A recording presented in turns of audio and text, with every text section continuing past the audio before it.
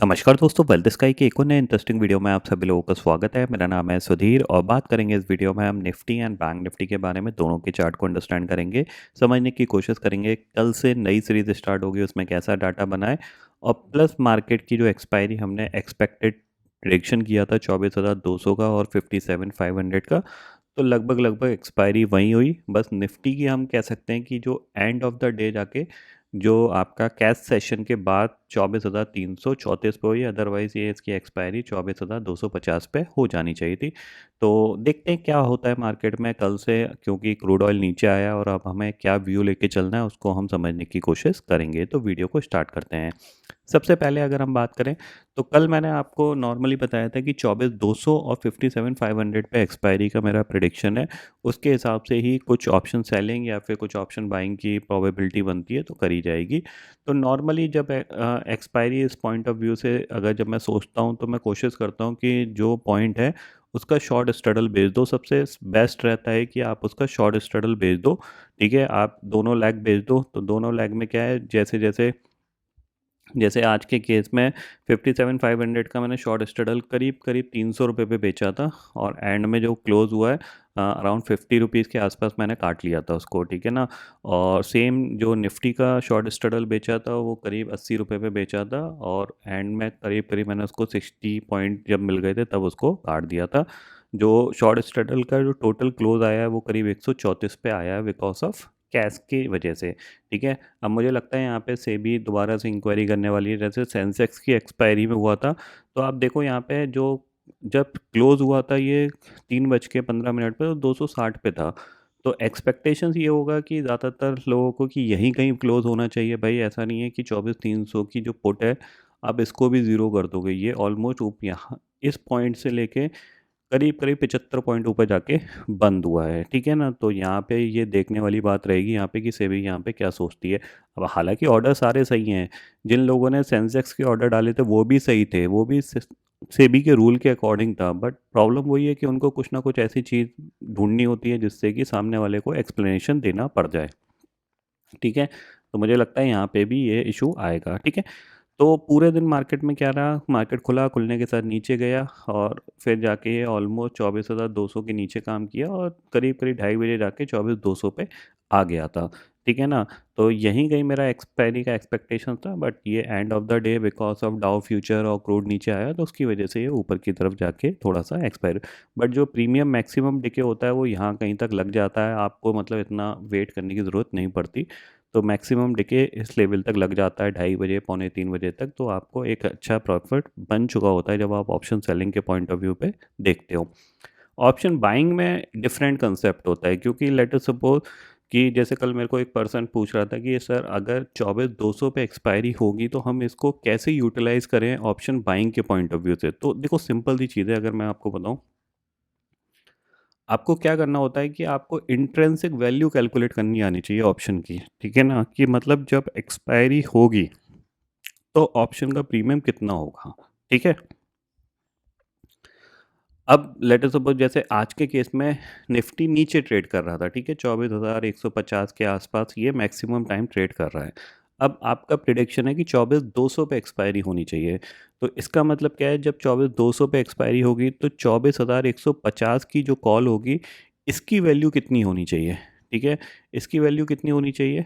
ठीक है, अगर 24,200 पे एक्सपायरी होगी तो 24,150 की कॉल की वैल्यू 50 रुपये होनी चाहिए, जो कि इंट्रेंसिक वैल्यू है। अब मैं क्या इसमें देखता हूँ, मैं सीधी सी बात है, मैं इसको डिस्काउंट में लेने की कोशिश करता हूँ। जैसे आज भी मेरे पास पड़ी रही थी, बहुत देर तक पड़ी रही थी और करीब 70-75 पे मैंने जाके उसको काट दिया था अराउंड इस पॉइंट पे जाके। हाँ, यहाँ कहीं मैंने उसको काट दिया था। ठीक है। तो यहाँ पे आप देखो ठीक है, यहाँ पे आपको समझ में आएगा कि जब 24,200 की एक्सपायरी है, ठीक है, तो उसकी इंट्रेंसिक वैल्यू कितनी होगी। जाहिर सी बात है, इंट्रेंसिक वैल्यू उसकी 50 होगी। ठीक है। अब आपको इस ऑप्शन को जितना सस्ता आप खरीद सकते हो, मतलब जितना रिस्क ले सकते हो, जैसे 10 पॉइंट का ले सकते हो तो 10 पे खरीदो, 20 का ले सकते हो 20 पे खरीदो, 25 पे खरीद सकते हो 25 पे खरीदो। तो वो चीज़ है। मैं नॉर्मली 25 के आसपास खरीदना पसंद करता हूँ, क्योंकि 25 पे क्या होता है कि आपका जो रिस्क रिवार्ड रेशो होता है ना वो ऑलमोस्ट 1:1 का बन जाता है। ठीक है ना, 1:1 वन का वन जाता है, या तो 25 रुपये गए या फिर 25 रुपये आएंगे। ठीक है, ये रिस्क रिवार्ड रेशो बन जाता है।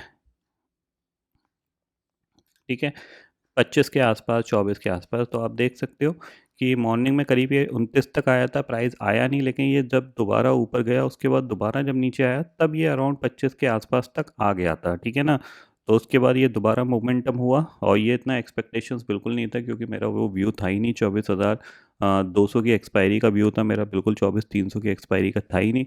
तो यहाँ कहीं मैंने इसको काट लिया था जब डे हाई लगा था उसके बाद। ठीक है ना, क्योंकि अननेसेसरी रिस्क लेना नहीं चाह रहा था, तो वो उस चक्कर में यहाँ पे काट दिया था। तो बेसिकली क्या है, आपको इंट्रिंसिक वैल्यू को डिस्काउंट में लेना होता है जब आप एक्सपायरी को प्रिडिक्ट करते हो। उस हिसाब से आपका गेन बनता है, जितना सस्ता लोगे, अगर आपके फेवर में एक्सपायरी हो गई तो आपको प्रॉफिट मिल जाएगा। ठीक है, सेम चीज़ आप बैंक निफ्टी में अप्लाई कर सकते हो। यहाँ तो पूरा 57,500 पे ही हुई है, तो आप 57,300 की कॉल, जो कि एक बार करीब 85 रुपीज़, 90 रुपीज़ के आसपास आई थी, वहाँ पे आप उसको लेके ऑलमोस्ट 100 रुपये का टारगेट आप प्ले कर सकते हो। ठीक है, तो ये तरीके होते हैं, जो भी आप जैसा मार्केट को एनालाइज करते हो उस तरीके से आप फॉलो अप कर सकते हो। जो मैंने लर्निंग में सिखाया है वो यही तरीका सिखाया है कि अगर आपको एक्सपायरी प्रेडिक्ट करना आती है तो उसके अकॉर्डिंग आप अपना छोटा मोटा रिस्क ले सकते हो। उस रिस्क पे अगर टिके रहोगे तो आपके चांसेस हैं आपको प्रॉफिट मिल जाता है। ठीक है, अब कल क्या हो सकता है, तो देखो सीधी सी बात ये है, अब ऑलरेडी सबसे पहले ये 60 पॉइंट 70 पॉइंट मार्केट ऊपर है, तो मेरे हिसाब से कल फिर फ्लैट ही खुलेगा। डाउ फ्यूचर, नैस्डैक फ्यूचर करीब 250 पॉइंट ऊपर है, और मेन चीज़ जो ऊपर होने की वजह से है वो क्रूड है। क्रूड थोड़ा सा कूल डाउन हुआ है, अगर आप देखोगे तो करीब 88 के आसपास ये ट्रेड कर रहा है। ठीक है ना, तो इस पे आप नज़र रखना, अगर ये 85 के नीचे, हालांकि ये मतलब जितना नीचे रहेगा उतना ही अच्छा है, बट 85 के नीचे अगर जाना स्टार्ट करता है, 87 86 के नीचे, तो हमारे लिए अच्छा है। ठीक है, तो कल का सेशन थोड़ा सा पॉजिटिव ही रह सकता है, तो आप पॉजिटिव ही ट्राई कर सकते हो कल के ट्रेडिंग सेशन में। ठीक है, ऊपर की तरफ अगर यहाँ पे एक चार्ट पैटर्न बना हुआ है वो मैं आपको दिखा देता हूँ, ताकि आपको थोड़ा सा अंदाज़ा लग जाए मार्केट कैसा रिएक्ट कर रहा है। ठीक है,